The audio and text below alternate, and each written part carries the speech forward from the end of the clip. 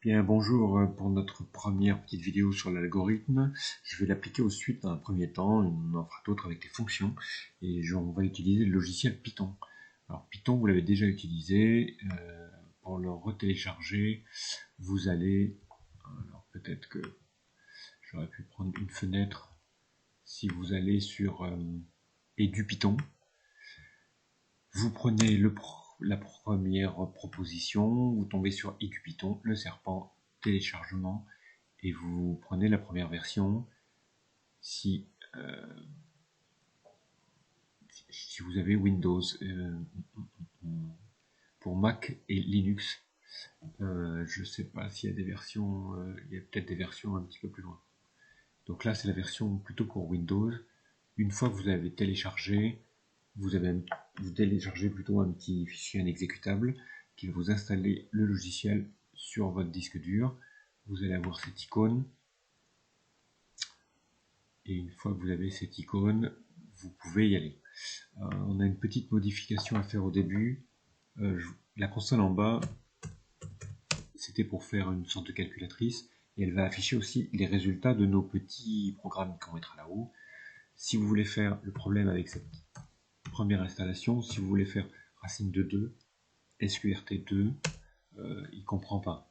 Donc pour qu'il comprenne, en fait, plein de formules mathématiques, il faut lui demander d'aller les chercher avec une étoile au bout.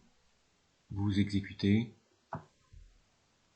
et normalement, si on réessaye SQRT, il devrait, voilà, il nous le calcule, 1,41 et quelques. Bon, parfait.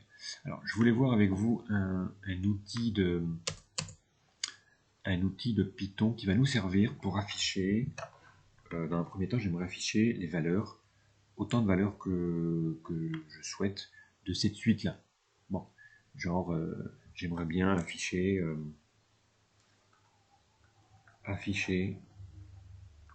les 5 premiers termes de la suite UN. Voilà. Alors Python est bien pratique pour ça. Alors il y a un outil dans Python qui marche bien, c'est une boucle avec for. Alors on va voir un petit peu comment elle marche. For i in range. Alors si je mets, mettons, 3, j'oublie pas 2 points, je veux lui faire afficher ce qu'il y a dans i. Alors i, on appelle ça une variable. Et quand je mets cette section-là, cette succession de commandes, j'aimerais voir qu'est-ce qu'il y a dans la variable i. Donc j'exécute, à chaque fois que vous faites quelque chose ici, vous exécutez. Et ici, il nous a mis 0, 1 et 2. Donc en fait, 0, 1 et 2 sont les valeurs de la variable i. Donc visiblement, avec cette commande, i change de variable. Quand vous mettez 3, elle vous met les valeurs de i, et elle commence à 0, et elle vous met 3 valeurs. 0, 1, 2. Si vous changez ici, vous mettez 4, et que vous exécutez, elle vous met 4 valeurs de i, elle commence par 0. 0, 1, 2, 3. Voilà. Si vous mettez 7, ici, vous exécutez, elle va vous mettre 7 valeurs en commençant par 0. i égale 0, 1, 2, 3, 4, 5, i égale 6. Voilà, donc ça c'est plutôt bien pratique. Qu'est-ce qu'on pourrait lui faire afficher d'autre? I fois 9. Vous vous souvenez de la table de 9? Bon, voyons ce qu'elle en dit. Elle vous met ici les résultats de la table de 9. Donc si vous avez un petit trou sur la table de 9, ce serait peut-être pas mal. Alors qu'est-ce qu'elle peut mettre aussi? Juste avant, vous pouvez afficher aussi un message. Bonjour. Vous séparez par une virgule. Voyant ça, vous exécutez. Et à chaque fois, elle vous met bonjour et le résultat. Alors bon, bonjour, c'est quand même pas très intéressant. Alors comme c'était la table de 9, vous pouvez lui faire afficher 9 fois. Vous sortez de là, vous mettez une virgule. Vous lui demandez d'afficher la valeur i. Éventuellement, on met un signe égal avec les petites guillemets. On remet une virgule. Alors qu'est-ce qu'il va afficher là? Il va afficher le message 9 fois, donc ça c'est des caractères, virgule i comme ça c'est vraiment la valeur de i, donc il va afficher les valeurs qu'on voyait avant, hein. I, 0, 1, 2, 3, 4, donc il va afficher ça, égal, et le résultat i fois 9, voyons ça. Bon, 9 fois 0, 0, 9 fois 1, 9, 9 fois 2, 18, jusqu'à 9 fois 6, 54. Donc ça, c'est quand même pas mal. Bon, intéressant. J'aimerais bien, alors, faire sur un autre exemple, donc faire afficher ces fameux termes de la suite UN, là, 2 plus 1 sur n. Alors bon, je vais mettre, si vous faites un nouveau fichier, alors là, il vous donne un choix, mettons, vous mettez lycée. Alors, il vous met lycée import. Si vous mettez le math de tout à l'heure, du coup, on devrait pouvoir récupérer nos formules. J'espère qu'il va le digérer écrit comme ça. Bon, a priori, il est prêt. Donc, j'aimerais bien afficher mes termes, la suite UN. Je vais essayer avec toujours la boucle for i in range. Alors, combien de termes on veut afficher? Je sais pas moi, 6. 6. On n'oublie pas le 2 points. Sinon, il ne digère pas. Hein. Lorsque vous faites cette boucle, il faut un 2 points.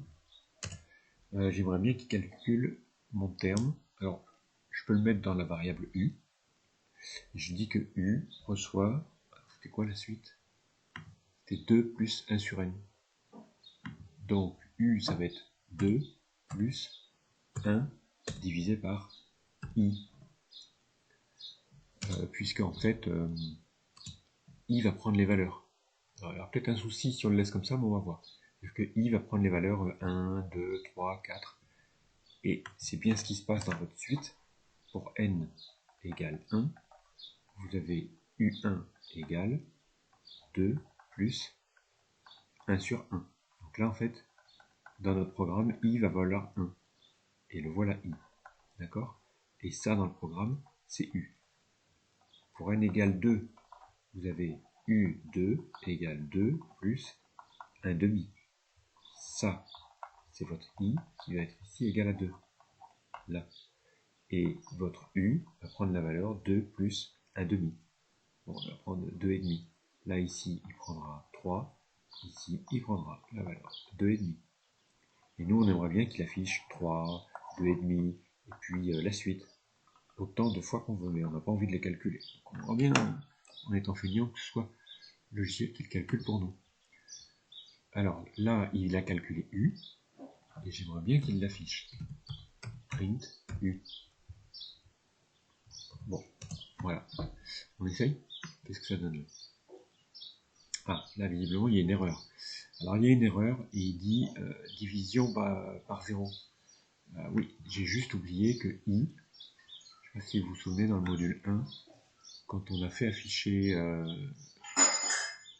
ce qu'il nous avait mis, alors on ne le voit plus peut-être ici, en fait Python, ouais, il nous avait fait afficher,